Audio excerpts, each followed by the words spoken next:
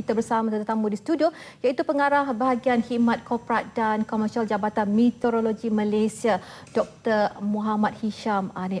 Assalamualaikum Doktor. Waalaikumsalam. Terima kasih kerana sudi bersama Nasional 1 hari ini. Baiklah, Doktor, mungkin Doktor boleh orang kata secara mukadimah pembuka bicara penjelasan secara ringkas apa itu El Nino kerana ramai sebenarnya masih keliru El Nino dan La Nina.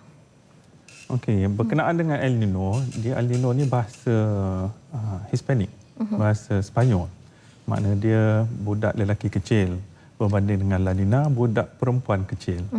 Itulah maksud dari segi istilah dia. Kalau tapi dari segi definisinya, makna dia di sini El Nino adalah di mana apabila suhu permukaan laut di kawasan Khatulistiwa di bahagian tengah dan juga bahagian timur Pasifik dia memanas melebihi daripada keadaan normal lah. Berbanding dengan La Nina, suhu itu adalah berlawanan, lebih sejuk berbanding dengan keadaan normal. So secara ringkas ni boleh dikatakan El Nino ni membawa kemarau dan La Nina ni membawa hujan yang banyak yang boleh mengakibatkan banjir. Secara orang kata secara ringkas lah bagi memudahkan orang memahami. Kalau kita kata macam tu mungkin tertumpu kepada negara kita saja. Tapi El Nino kalau kita lihat dia bukan fenomena di Malaysia, dia fenomena global.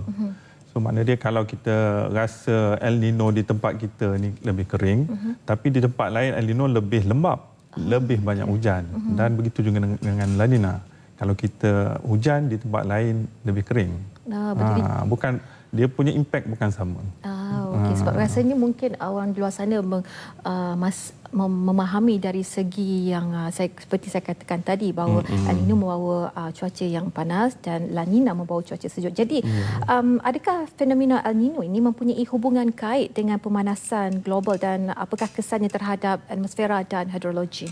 Okey, kalau kita bercakap berkenaan dengan pemanasan global warming, makna dia di sini El Nino tu bukan penyebab pemanasan global ataupun pemanasan global pada masa yang sama bukan penyebab El Nino. Tapi berdasarkan kepada kajian-kajian, makna dia pemanasan global ni akan memberi kesan kepada fenomena El Nino. Ada yang kata dia punya tindak balas dia mungkin ada yang positif, ada yang kata negatif.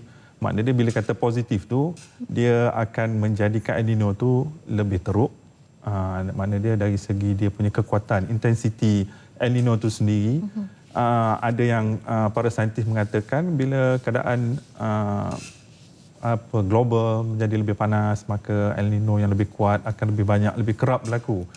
Sementara di satu pihak yang lain mengatakan bahawa El Nino bila global warming ni ataupun pemanasan global ni, makna dia El Nino akan melemah. So di sini kita nampak dua impact yang berlawanan.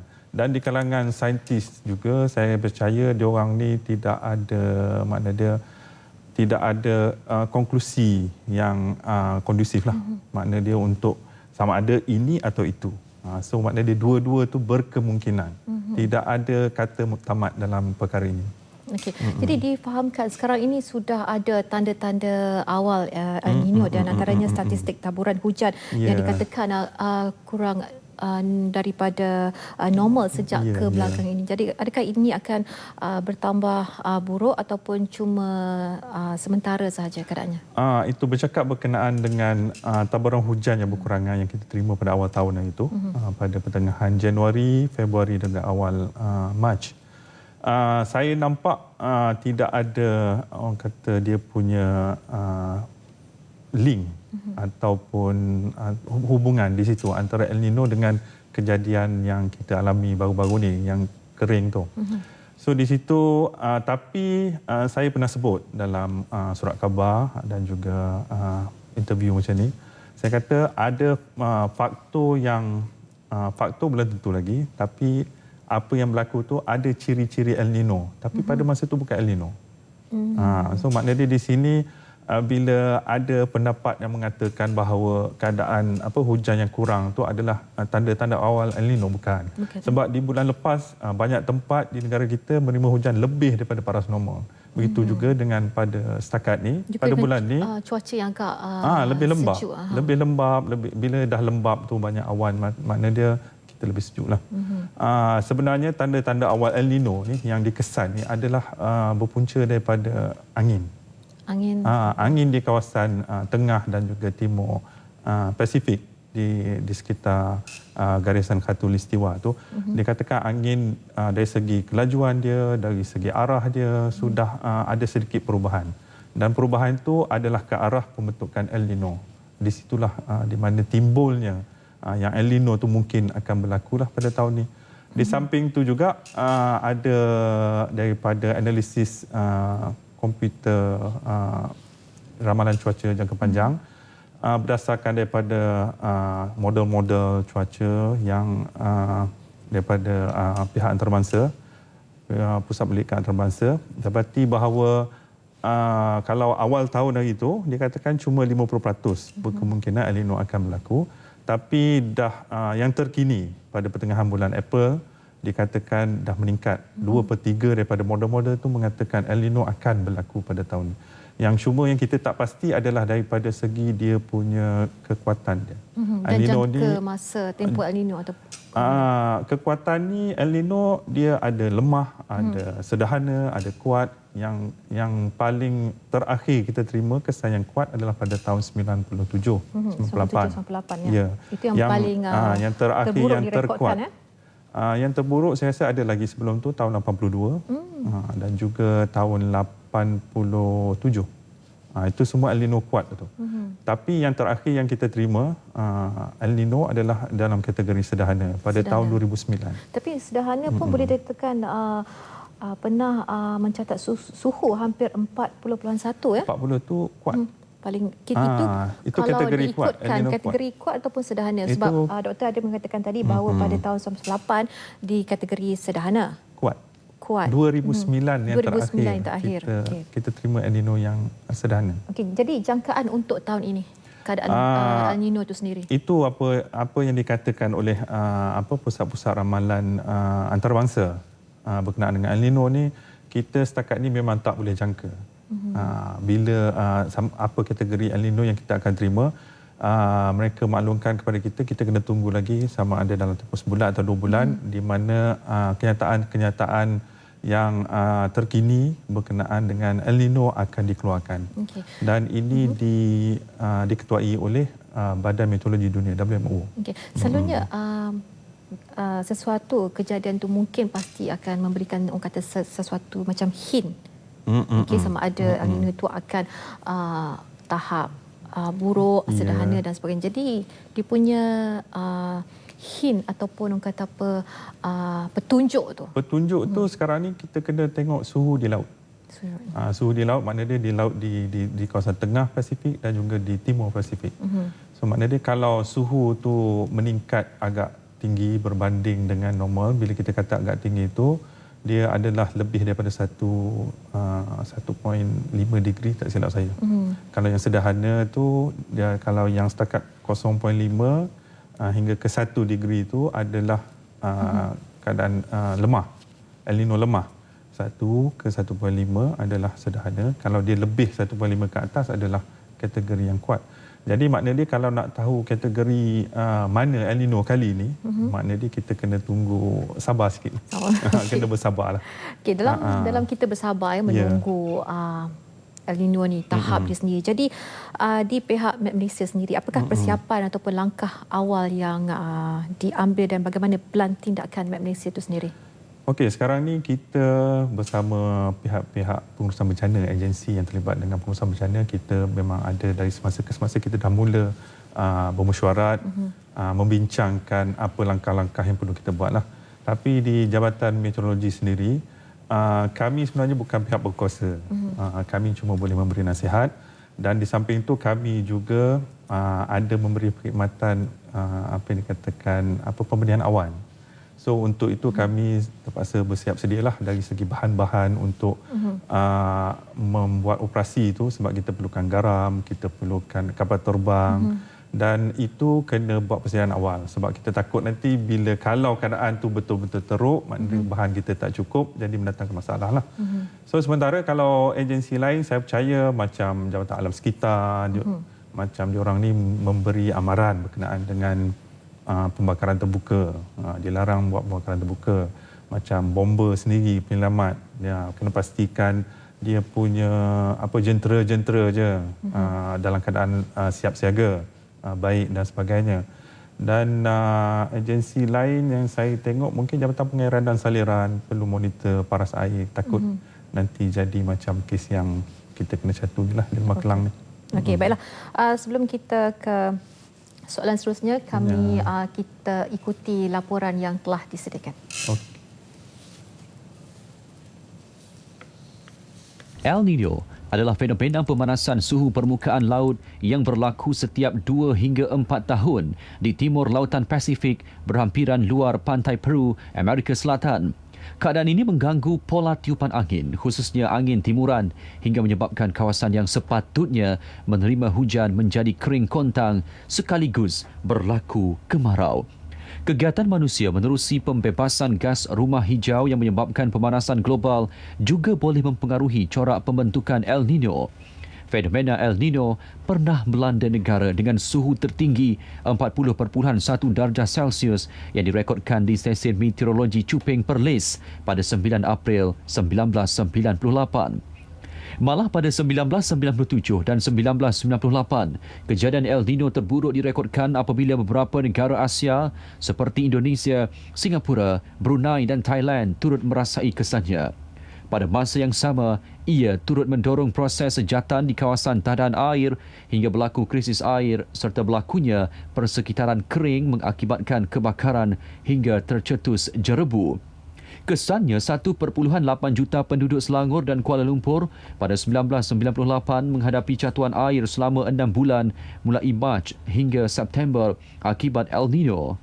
Jelas, persiapan awal perlu bagi menghadapi sebarang kemungkinan, apatah lagi kini taburan hujan di sesetengah tempat dalam negara amat sedikit, kurang 50 mm dan dibimbangi memburukkan lagi keadaan jika El Nino melanda.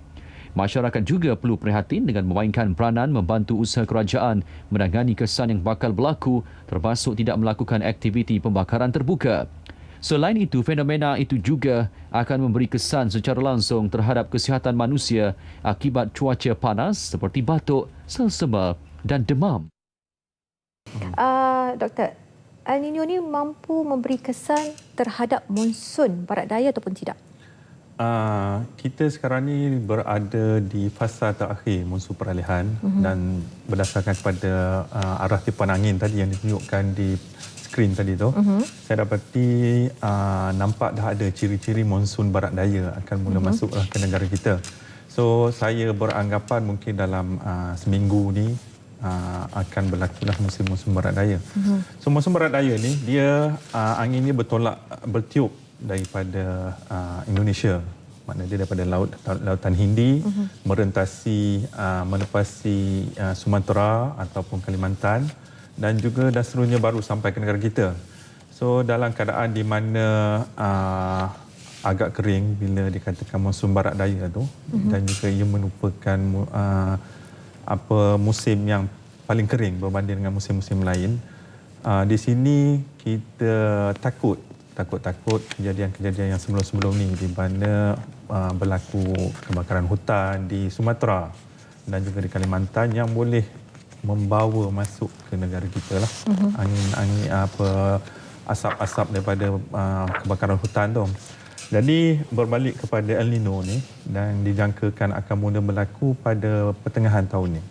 So kalau makna dia El Nino tu berlaku, saya daripada pemerhatian dan juga daripada analisis yang kita buat, saya dapati yang El Nino ni tidak akan memberi kesan banyak pada permulaan. Maknanya kesan terhadap monsun barat daya itu akan kurang. So yang kita takutnya sekarang ni sebab proses El Nino ni sendiri adalah proses yang perlahan. Dia melibatkan interaksi antara laut dengan atmosfera. Jadi dia proses yang agak perlahan dan bila dia ambil masa sikit untuk dia memberi impak kepada global lah. So dalam kes ni untuk monsun barat daya yang akan kita alami ni, saya rasa kemungkinan impak tu tak berapa kuat lah. Dan kita akan berdasarkan kepada outlook kita ataupun tinjauan cuaca yang kita buat berkenaan dengan monsun barat daya. Kita jangkakan monsun barat daya kita pada kali ini akan agak normal lah, macam biasa. Dan juga cuma di negeri Sarawak mungkin ada sedikit kurang lah jumlah hujan. Alright. Dan tapi masalah dia satu. Boleh saya teruskan? Silakan. Okey, masalah satu ni bila El Nino ni dia panjang, dia antara 6 bulan ke 18 bulan. Kita takut tu yang 18 bulan tu setahun setengah. Kalau setakat 6 bulan mungkin bermula pada pertengahan tahun ni dan di hujung atau Januari tahun depan berakhir. Itu makna dia impak dia lebih kepada monsun timur laut. Jadi monsun timur laut hujan akan agak kurang lah. Tapi kita takut kalau 18 bulan, lebih pada 6 bulan tu, agak setahun lama, ke 18 bulan, itu yang akan memberi impak yang teruk, ya, seperti mana yang berlaku pada tahun 98 tu lah. 97-98. Okay. Baik Doktor, mungkin secara ringkasan nasihat dari pihak Jabatan Meteorologi sendiri kepada orang ramai dalam menghadapi fenomena El Nino ini sendiri. Okey, nasihat saya yang pertama, kita sekarang ni di zaman orang kata teknologi kata maklumat mudah diperolehi di mana-mana, di handphone pun boleh dapat, petik saja. Cuma saya ingatkan kalau nak dapatkan maklumat tu janganlah maklumat yang tak betul. Ini akan menimbulkan panik, huru-hara dan sebagainya. So dapatkan maklumat daripada sumber yang sah. Dan juga berkenaan dengan fenomena El Nino ni, kalau betul-betul jadi yang peringkat kuat ni, intensiti yang tinggi itu, makna dia kita kena berwaspadalah dari segi penjimatan air, dari segi kurangkan aktiviti di luar sebab akan lebih panas. Kesihatan kesihatan. Dan juga macam pembakaran terbuka tu elakkanlah. Itu kalau betul-betul berlaku El Nino yang kategori tertinggi. Tapi diharapkan ianya tidak akan berlaku, ya Doktor? Diharapkan tidak akan berlaku sebab kalau ikut kajian saya sendiri, sebab dalam saya punya tesis pengajian saya beberapa tahun yang lalu, saya ada buat analisis berkenaan dengan impak El Nino kepada negara kita terhadap cuaca, dan saya tengok mungkin tak berapa signifikan impak El Nino kepada negara kita, kecuali di bahagian Borneo, Sabah dan Sarawak. Tapi sebenarnya kalau ada faktor-faktor lain, sebab selain daripada El Nino, ada juga faktor-faktor lain yang mengawal kita punya cuaca secara global. Dan mengikut kajian yang saya buat, saya dapati kalau kebetulan pada ketika ini El Nino berlaku serentak dengan satu lagi fenomena yang kita panggil IOD, Indian Ocean Dipole, yang berlaku di Lautan Hindi. Yang ni berlaku di Lautan Pasifik. Dia ada lagi satu fenomena yang berlaku di Lautan Hindi. Dia kalau berlaku dua-dua tu memberi kesan negatif, itu lebih teruk. Okay. Baiklah, terima kasih banyak Dr. Muhammad Hisham Anip, Pengarah Bahagian Khidmat Korporat dan Komersial Jabatan Meteorologi Malaysia. Terima kasih sekali lagi Dr. kerana sudi bersama kami.